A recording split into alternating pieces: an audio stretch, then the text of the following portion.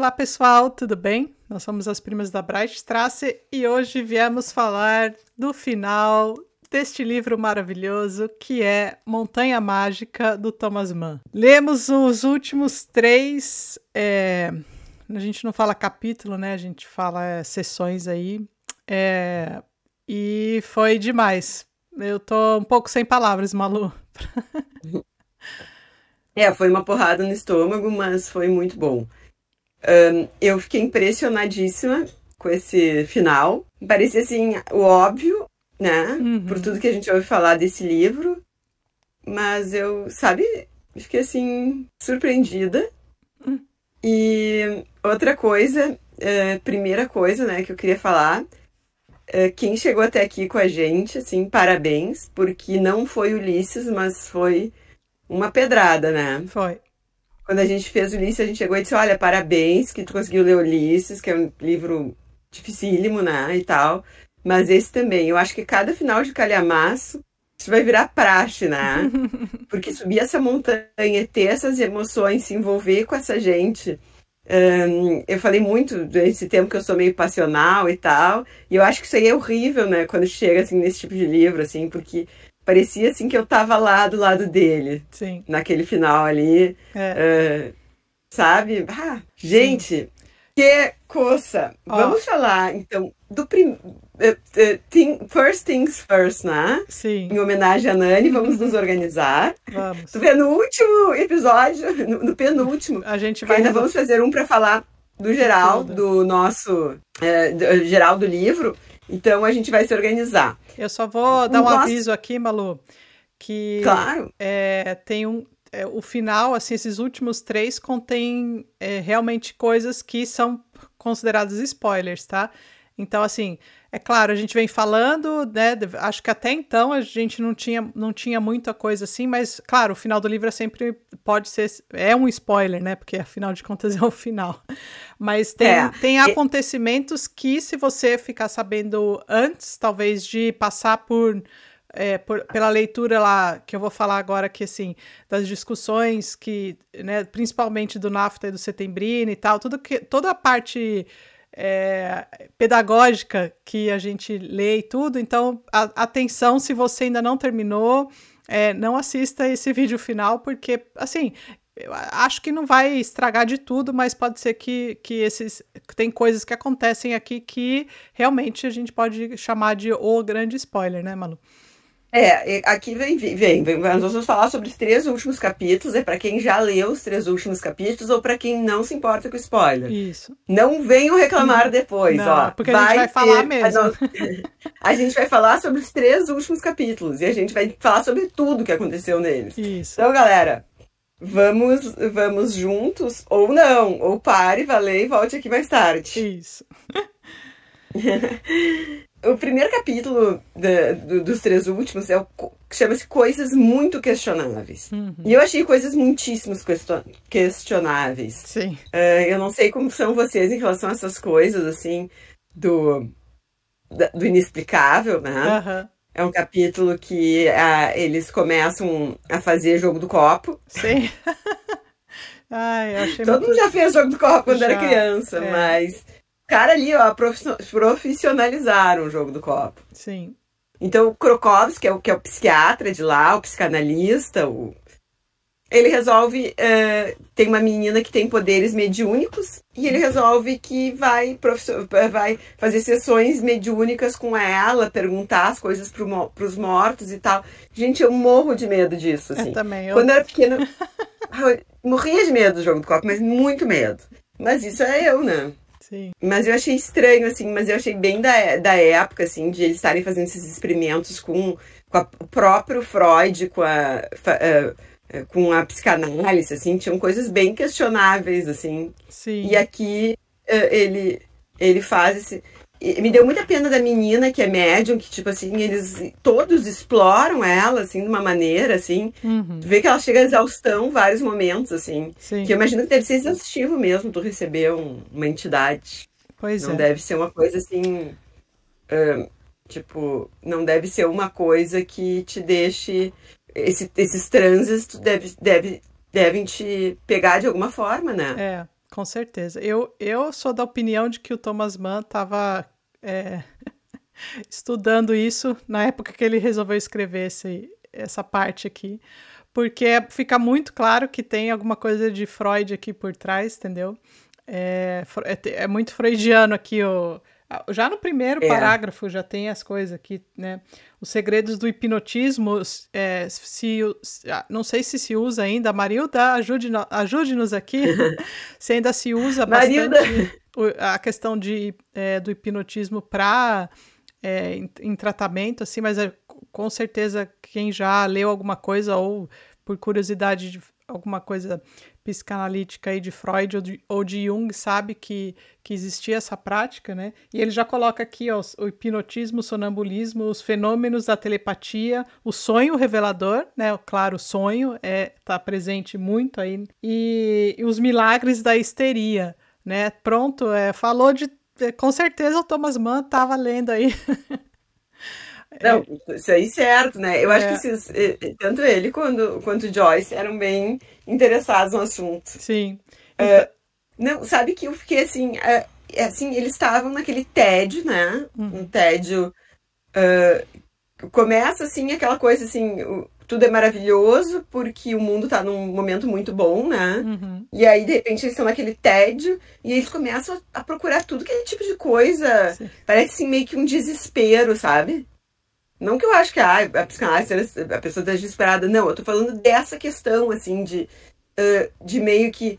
agora tem uma médium, nós vamos pegar, vamos botar todo mundo numa mesa, vamos chamar fulano... um troço, assim, meio... Parece que eles querem alguma coisa pra se incomodar, assim, né? O pessoal tá ficando louco, né? Tava faltando o cara da festa, aquele que tá tédio, vamos fazer uma festa, beber, comer, aquele cara fez falta, né? O Peppercorn.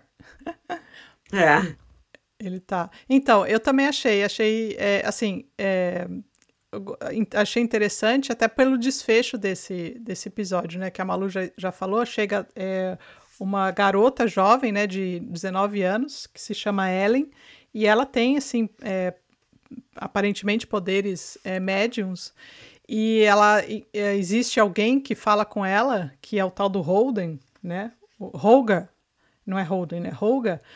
E ele é o que aparece ali nessas sessões, e as pessoas que fazem parte, com o Dr. Krokowski, é claro, que começam a fazer essas rodas, né, dessas coisas, eles têm interesse de chamar alguém, né, que já morreu, para se manifestar ali. E eles, todo esse capítulo vai perpassando essa prática que eles começam a fazer. A princípio, né, Malu, achei interessante que o Hans não está interessado, ele é convidado, né, a participar ali, mas à primeira vista, assim, ele não se interessa em fazer aquilo ali como já estava sendo feito ali com o doutor, que daí existia todo um ritual já, né, quando ele foi participar ali, que inclusive tem música também, né, o gramofone estava lá fazendo estava lá participando também. Também, e eu gostei que ele não tinha, o gramofone era como se fosse do Hans, né? Sim. Mas ele não tinha ciúmes porque o cara que conduzia era muito cuidadoso. Sim. O outro DJ... A sessão espírita deles tinha até DJ, né? Tinha. E assim, enfim, o que acontece lá, eles descrevem como eles estavam fazendo, e o Hans perguntam a alguém, se alguém queria chamar alguma pessoa que já tinha morrido, né, para se fazer presente ali espiritualmente, e acaba que o Hans pede a presença do primo, né? E aí se desenrola assim de uma forma que eu achei bem chocante, né? Porque a garota fica lá, ela aparentemente sofre, né? Eu não sei, mas ela tem que ter alguém sempre ali por perto. O processo é longo e tal. E isso aí me chamou bastante atenção, Malu, pelo fato do Hans querer depois encerrar isso aí, né? Assim, tipo, foi uma decisão depois... de que ele assim, não, para tudo que eu não quero mais, né? Eu não entendo, assim, sabe? Eu nunca participei de nenhuma sessão espírita, nada. Só o jogo do copo. E os jogos do copo dos quais eu participei. Esses, sim, eram coisas muito questionáveis. Sim. Porque aquela coisa de criança, dos guri quererem apavorar as gurias e mexer no copo. Duvido que tenha tido algum espírito. Se teve algum espírito, era bem safado, bem engraçado. Mas eu acho que essa energia, assim, nunca deve ser uma coisa fácil, né? Sim. Porque tu recebe alguém que, de repente, tá lá descansando, ou de repente não descansou e tá querendo te dar um recado, mas é tudo muito tenso, né? E eu acho que quem tem esses poderes mediúnicos, lidar com isso, porque as pessoas que têm esses poderes geralmente não buscam isso, né? Elas simplesmente elas têm, né? Eu acho que até por isso... Isso aí não deve ser fácil, né? Eu acho que para mim é aquele negócio, eu também não, eu prefiro não é que eu não acredito, mas eu também prefiro eu não quero ver, não quero. Mas eu acho que as pessoas que realmente têm esse dom não são aquelas que vão atrás disso, entendeu? É aquele negócio de que é da própria pessoa. E pelo que a gente viu aqui, o Joaquim acaba, demora, acho que ele descreve aqui que 1 ou 2 horas ou mais, né, que durava essas sessões, e o Joaquim aparece lá, né, Malu? Parece, e eu acho que isso aí deve ser assustador do ponto de vista do primo, né? Sim. Porque ele queria, tá? Ele pediu, porque a primeira coisa que tu pensa, vou pegar uma pessoa que é muito querida minha, quero ver, quero conversar, quero saber. Mas na hora que ela chega mesmo, deve ser muito ruim, assim, tipo, sei lá, assim, a não ser que a pessoa já chegue falando, dizendo, que bom que eu tô aqui. E não é o que acontece, né? Sim. Que bom que eu tô aqui, eu queria mesmo trocar uma ideia contigo antes de... Vamos combinar de vir aqui de vez em quando trocar uma ideia. Sei lá, é muito estranho, é muito pouco... Muito chocante, é tudo muito chocante, né? E eu acho que ele também, ele nem teve tempo de refletir sobre isso antes. Sim. Né? Tipo, a gente, eu não acredito, mas eu não duvido, né? Mas eu não entraria numa sessão. A não ser que eu entrasse muito de supetão, assim. Porque eu prefiro não mexer com essas coisas, sabe? Sim. Deixa pra quem entende disso. Somos duas. Mas o que foi, eu acho que o forte aqui, né? É claro, tem a aparição do primo, e o Hans, o que ele pronuncia aqui ele fala perdoe-me, né? Mas ele murmura de si para si, né? Que ele coloca aqui. Em seguida, seus olhos transbordaram de lágrimas de modo que não enxergava mais. Então, eu achei que foi muito forte esse pedaço, assim, né? Porque realmente o primo aparece ali e o Hans, acho que tem aquele soco ali no estômago, né? E aí ele pede perdão e acaba com tudo e vai pro quarto dele ali, né? Então, eu não sei o que mais pode ser ter de simbolismo aí, que eu acho que talvez pode ter mais pra frente, assim, no geral, mas eu acho que era só, talvez, um retrato do que o Man estava também, talvez, lendo, né? Ele quis incluir isso aí como talvez um acorda do Hans, né? Para o que vai vir agora no desfecho final do livro, que a gente sabe que é só, assim, é pesado, né? Eu acho que um pouco acho que no último capítulo, acho que a gente consegue visualizar um pouco do perdoa-me, sabe? Porque eu penso assim, imagina que tu tem um primo que é a figura mais próxima que tu tem de um irmão, Sim. Da tua faixa etária, e tu tá vivendo coisas que ele foi privado de viver e que talvez ele gostaria de... Quer dizer, certamente ele gostaria de estar vivendo, não sei, né? Nunca ninguém voltou pra dizer, mas nunca não imagina assim uma pessoa jovem diga, eu preferia ter morrido, sabe? Que bom que eu morri, não. Sim. Se bem que ali, né, de repente era até bom, não sei lá. Mas eu acho que não pra ele, não ele gostaria de ter vivido e ter vivido, inclusive, as situações ruins que depois acontecem, né? Sim. Então, assim, eu acho que é uma coisa assim de dívida, assim, por que eu? Ainda mais que ele tinha aquela coisa que o bom era o primo, né? E a gente sempre acha que o bom é o outro, né? Porque a gente conhece muito bem os nossos defeitos e o do outro a gente sempre pode ter uma ilusão de que ele não tenha tantos, né? Então, assim, por que eu continuei vivo e ele, né? Sim. E tinha tanta vontade de viver e de estar na planície, né? Mas eu acho que esse perdoe-me dele É justamente para ele se desculpar daquilo que talvez ele tivesse pensado antes, porque, né, como a gente vai falar no final, ou o grande final, o Hans ele vai tomar, né, o lugar que a gente sempre ficou perguntando aqui, o que será do Hans, né? No final do livro, que se ele vai ficar lá, então, aí eu acho que isso aí, o perdoe-me, é por talvez todo o julgamento, ou algum julgamento que ele fez, também anterior, do Joaquim, e agora chegar nessa parte e ele perceber, né, eu acho que o Hans acorda, assim, ele percebe que o papel dele ali era muito maior, né, do que ele mesmo pensava. Mas, enfim, acho que a gente pode ir para outra parte e a gente vai falar do final no final, né? Exato. E a próxima parte é a grande irritação, né? Esse capítulo que mostra as pessoas surtando mesmo, né? Sim. A civilização já era, né? A civilização deixa o lugar... A gente está na Suíça, não esqueça que a gente está no lugar mais civilizado do mundo. Até hoje, eu acredito. E as pessoas já estão irritadas num ponto, a coisa está totalmente em ebulição. Então chegou aquilo que a gente não queria, né? E que vem se pronunciando desde o início do livro. E é tão perfeita a forma como ele nos conduz até aqui, né? Tá, muito. É uma sensação de... Eu me lembrei aquele do nosso negócio, como é que é a frase, aquela, onde o autor quer nos levar, aqui ele nos leva bem, dá pra ver bem pra onde ele quis nos levar desde o início, né?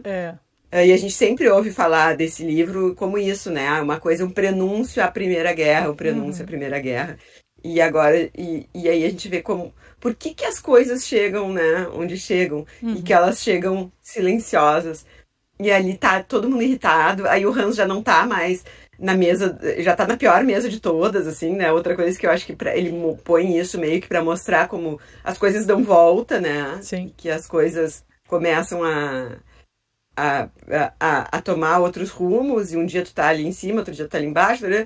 E de repente tá todo mundo que era gentil e civilizado e tal, e então lá qualquer coisa é um... Sim. Como é que a gente chama? Os fios estão desencapados, né? É horrível. O que, assim, ele começa a narrar, chega uma pessoa nova, que agora eu não lembro o nome, que até eu fiquei tão impressionada com o final, que ele era um antissemita forte, não é? É o tal do Widman. Era um nome cristão e não um nome impuro. Era assinante de uma revista intitulada A Tocha Ariana. Chega é o Sr. Hirsch, é ele, não? Ele chega e ele tem um grande embate com uma outra pessoa que está lá no sanatório também, que é um judeu, que tem o sobrenome Sonnenschein. Sonnenschein. Isso. E eles têm eles se pegam ali, que o cara, a coisa fica feia, né? A briga ali entre os dois. É porque depois aconteceu tanta coisa que eu fiquei eu anotei aqui, mas eu tô me lembrando muito mais das coisas pra frente. E esse ódio que se alastra aí nessa briga, e também tem uma outra personagem que vai e arranja uma briga numa loja lá na cidade, né, que ela vai comprar alguma coisa e tem uma discussão e tudo. Então acho que o Man que atenta, porque os nervos das pessoas estavam à flor da pele, né? Todos com o nervo à flor da pele. Então, desde pequenas coisas como a mulher que distrata o garçom, o atendente da loja, e distrata de uma forma horrorosa, assim, a maldade, né? Ele introduz... O cara é muito perfeito, né? O cara introduz o capítulo falando, né? Que os anos foram passando e tal. E cada vez o demônio tá mais presente, né? Sim. Ó, os anos foram passando, um após o outro. E assim começou a pairar algo de diferente sobre o sanatório Berghof. Um espírito que, como Hans Castorp vagamente sentia, era o descendente direto do demônio, cujo nome maligno já citamos noutra ocasião. Aí ele vai falando, né? E, gente, assim, ó, dá vontade de ler o livro inteiro, o capítulo inteiro depois. Então, assim, ó, O que estava acontecendo, afinal? O que havia no ar?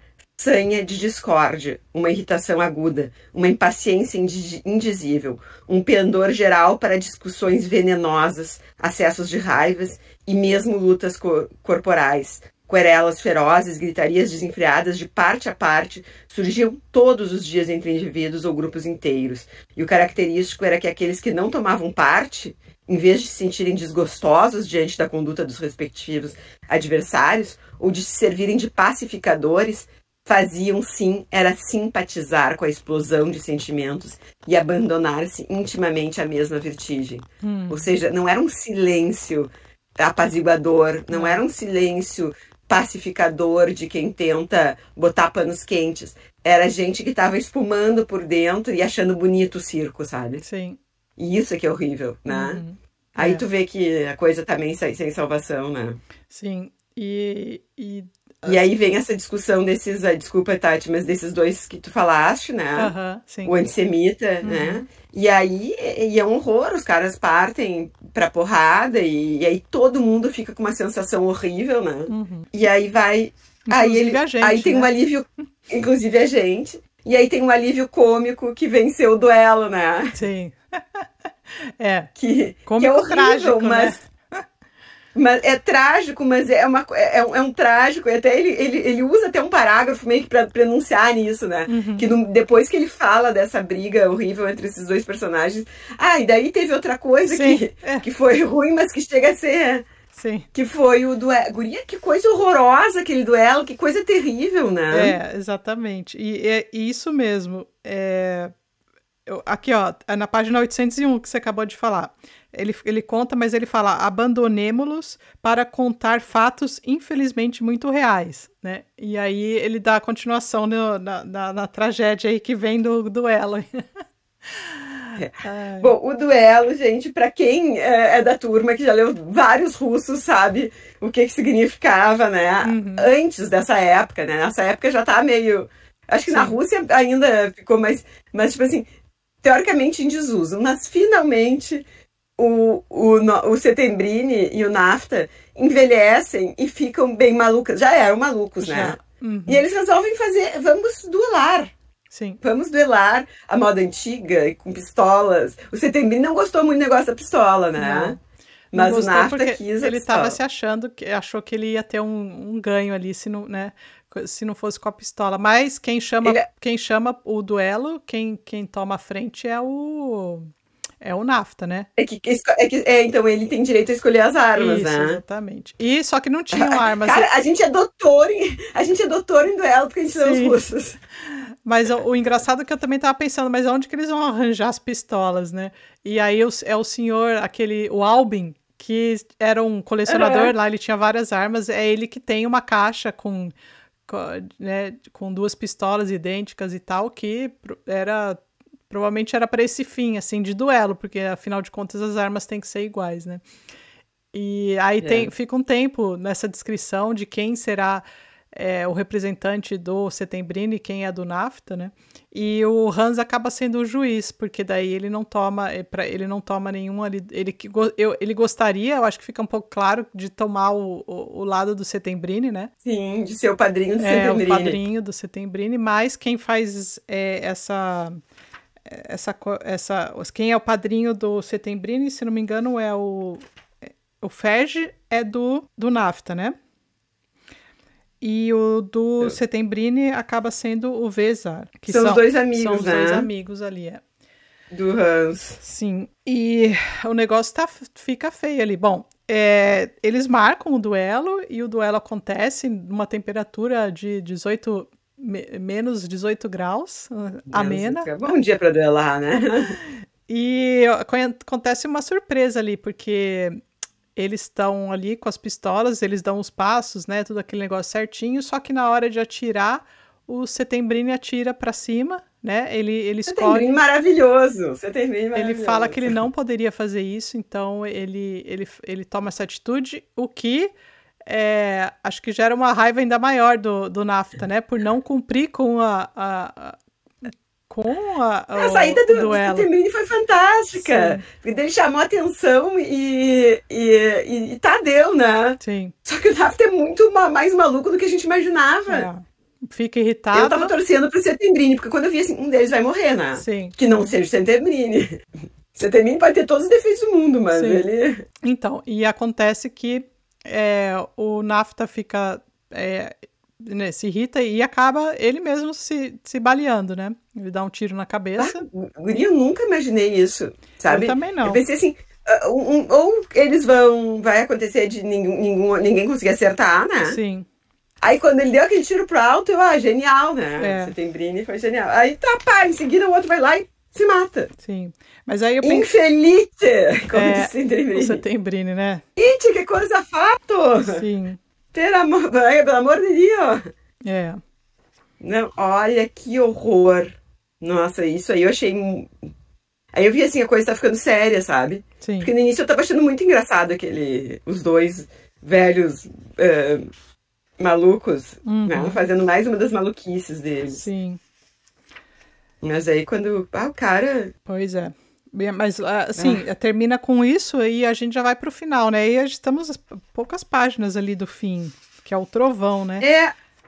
Aí ele se mata ali, termina o capítulo com o Setembrine, né? Indignado. Indignado não, falando, pô, o que tu fez? Tipo, um maluco, né? Sim. E aí se passam, aí dá um super, como é que a gente chama assim? Passa o tempo, né? Uma passagem de tempo e ele tá... E ele tá e daí tá o Hans na guerra, né? É horrível isso. Eu fiquei... Esse final aí eu achei... Era o que tinha que ser, era o que era pra ser, era o que tava se pronunciando desde o início, né? E talvez por isso eu acho que a gente sentiu aquela coisa que ele pediu perdão, né? Porque aqui era onde o primo dele queria estar e no que o primo dele acreditava, né? Então, e na página 817... bom, esse último pedaço podia estar todo grifado, que nem aquela foto lá. Eu grifando o livro, seria tudo, né? Mas eu achei muito bonito, a Malu já até comentou, que ele coloca aqui, na página 817, a questão das mesas, né? E daí tem aqui uma reflexão aqui que é o Hans, né? Não havia entre as 7 mesas vantagens nem desvantagens manifestas. Era uma democracia de mesas de honra, para empregar uma metáfora audaciosa. Olha só, né? Os povos que tomavam as refeições em torno dela eram honrados membros da humanidade, se bem que não entendessem latim e não comessem com os gestos tão elegantes assim. Eu achei tão bonita essa declaração aqui, porque, é claro, a gente tem lá no começo, né, o Hans até se achava, até não, ele julgava muito, inclusive a senhora Xoxá, que tinha as mãos e eram os russos ordinários e tal, né, que a gente... e aqui ele apresentou com uma... Nossa, eu, assim, com palavras tão bonitas, com uma maneira tão... de que eram pessoas, entendeu? E não importa se você é refinado, se você fala latim ou não, são pessoas, né? E nesse ambiente, e principalmente no ambiente de guerra, não tem distinção, isso aí não vai ser ou não ordinário, não vai fazer distinção ali, né? Se você tá na batalha, se você tá ali naquele... E é o que o Hans vai fazer, né? É o que ele... É o que ele fez. Que vários... E todos os jovens, assim, a grande maioria dos jovens, na faixa etária dele, fizeram nessa época, né? E depois teve mais guerra, né? Então, assim, a gente vê, assim, que merda, né? Pá, muito ruim. Né? É muito ruim quando as pessoas não conseguem resolver as coisas de outra forma e se parte pra isso, né? Sim. Então, assim, toda a descrição dele, a bota na neve, né? A música. Um troço... É um troço... É muito tocante, mas... E nos leva, assim... Pô, o cara... A gente conviveu 7 anos com aquele cara. Ele era um fofo. Ele era um cara que descobriu que isso, que aquilo. É uma vida, né? Sim. É uma vida toda que poderia se abrir para ser maravilhosa. O cara ia a gente imagina mil coisas, não tem como não imaginar. Tu sabe que no fim, todo mundo, isso é o grande spoiler do livro, vai ter guerra e vai acabar na Primeira Guerra. Então tu sabe que no fim o guri vai pra guerra. Só que não, sabe? Só que tu fica o tempo inteiro, não, ele vai voltar pro planície, será que ele vai ser engenheiro? Será que ele vai levar um golpe do avô? Será, do avô não, do primo? Será que ele, tipo assim, não importa nada, ele vai pra guerra. Né? Tipo, que bom que ele pudesse levar um golpe do primo, levantar, tipo David Copperfield, né? Várias idas e nossa preocupação é que ele perdeu todo o dinheiro, depois ele conseguiu casar, depois ele casou com a guria que ele ama. Não, aqui tudo acaba em plena juventude do cara, na guerra, né? Sim. Mas não tem, né? Aquela guerra durou muito tempo, mesmo para quem não foi pra guerra, o mundo ficou ali parado na guerra. Mas eu acho que ele faz isso, assim, não tem como, eu fico até arrepiada, assim, porque eu acho que é muito bonito o jeito que ele termina o livro. É muito bonito. É um assunto triste e é extremamente duro, porque se trata de uma guerra, e uma guerra feroz, porque hoje em dia, quando a gente fala de guerra, a gente está falando de que não existe mais essa questão de que, né, as trincheiras e tal, as armas hoje em dia são muito piores, né? Mas com um poder muito maior de destruição. Até por isso que eu acho que as guerras têm que ter cautela.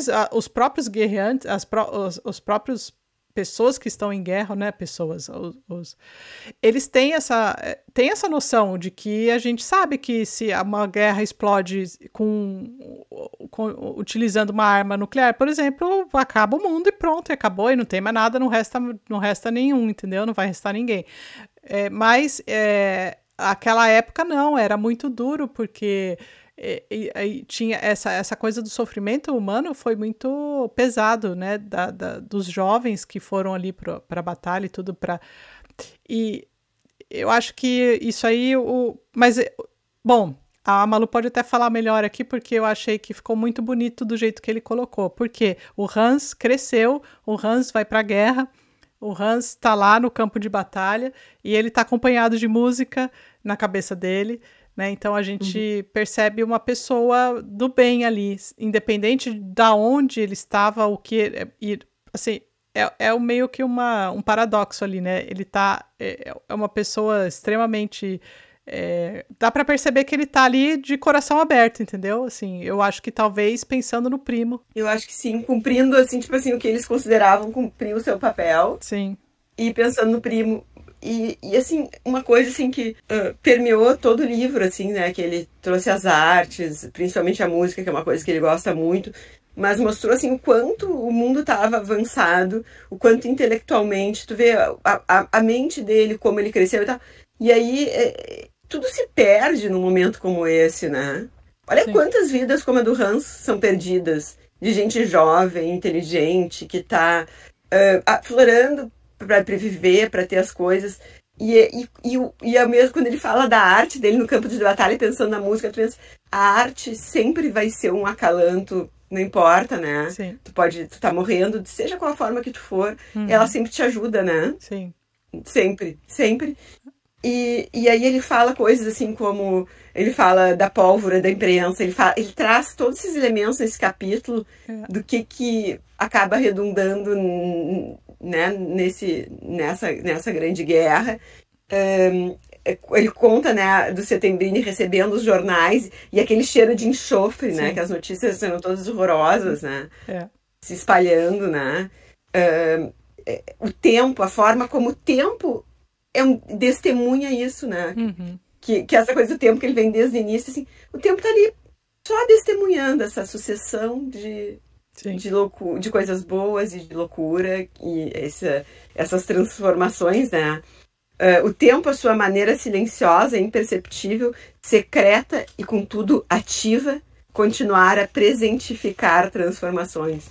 Gente, o cara se puxou muito nessa tradução, tá muito bonita, eu não sei como é que é o original, mas tá muito... Não, tá ele muito... tá porque assim, ele não tá testemunhando, ele tá presentificando, né? Esse verbo é muito bonito, né? E toda a descrição dele é linda, aquele final é muito bonito, assim. E eu acho que Tati, até pra ti, assim, isso aí deve ser mais emocionante, porque tu vive numa sociedade que presenciou bem, e presenciou bem essa versão aqui, né? Isso. Porque, eu acho que, de repente, para outros lugares do mundo, a versão... Agora tá vindo muito aquela coisa, como é que foi a Segunda Guerra pro Oriente, como é que foi aquela guerra do Japão, da Coreia, isso aí tá vindo muito... Mas a gente recebeu muita informação sobre a Primeira e a Segunda Guerra, de vários lados, mas essa aqui é a que a Tati agora tá vivendo nos tempos modernos e pode dizer como é que isso significou para a história deles, como é que isso... Porque isso são coisas, principalmente para quem viveu no epicentro dos acontecimentos, que são traumas que ficam para muitas gerações, né? Sim. Um troço, assim, que não tem como... Então, assim... É brabo, né? Um troço que não deve ser fácil pro povo aí. E não deve ter sido fácil pro Man, como um cara que viveu o ápice da Alemanha, numa família super... ver como é que as coisas se desenrolaram. Sim. Eu vou guardar essa resposta, Malu, pra gente comentar no próximo vídeo. Porque eu também já tô cheia. Eu me segurei várias vezes aqui para não falar assim, o que eu também guardei pra gente falar assim, sobre o livro inteiro em si, porque, nossa, eu não vou falar agora, deixa pro próximo, senão o pessoal não vai querer assistir o próximo. Vamos, eu tô louca pra te ouvir, Tati. Até antes dos vídeos, quando a gente tá ajeitando as coisas aqui, a gente tenta não falar sobre o livro pra falar aqui, pra não perder a conversa, pra conversa ser o mais honesta possível, assim, vocês verem as nossas sensações, o nosso react, Nosso react, é isso aí. Mas você quer, é isso, né? Quer ler os 2 últimos parágrafos, Malu, pra gente encerrar esse vídeo com grande estilo? E assim, no tumulto da chuva, no crepúsculo, escapa de nossa visão. Passe bem, Hans Castor, enfermiço e cândido filho da vida. Sua história terminou. Nós a contamos até o fim. Ela não foi breve nem longa. Foi uma história hermética. Nós a contamos em virtude dela e não em razão de você, pois você era simplório. Mas essa história era sua, enfim. E como ela coube a você talvez devesse ter algo de bom nessa cachola. E não dissimulamos a simpatia pedagógica que, ao narrá-la, começamos a nutrir por você. E que bem seria capaz de nos levar a tocar delicadamente o canto de um dos olhos com a ponta do dedo, ao pensar que no futuro jamais tornaremos a vê-lo, nem a ouvi-lo. Adeus, se viver ou se ficar. Suas perspectivas não são boas. O macabro baile ao qual o arrastaram ainda vai durar uns vários anos de pecados, e não queremos apostar muita coisa em que você vai escapar. Para falar com franqueza, não sentimos escrúpulos por deixar aberta essa questão.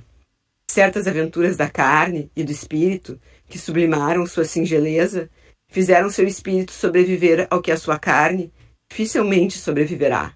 Momentos houve em que, cheio de pressentimentos e absorto em seu reinar, você viu brotar da morte, da luxúria, do corpo um sonho de amor. Será que, também, dessa festa mundial da morte, e também da perniciosa febre que inflama o céu da noite chuvosa, ainda surgirá o amor? Muito lindo, né? Muito lindo. Assim, É muito bonito. Não, fiquei... que sim, né? O amor surge. Fiquei assim quando terminei o livro, que nem a gente tá agora. Vamos encerrar esse vídeo, Malu, pra gente começar o outro, então.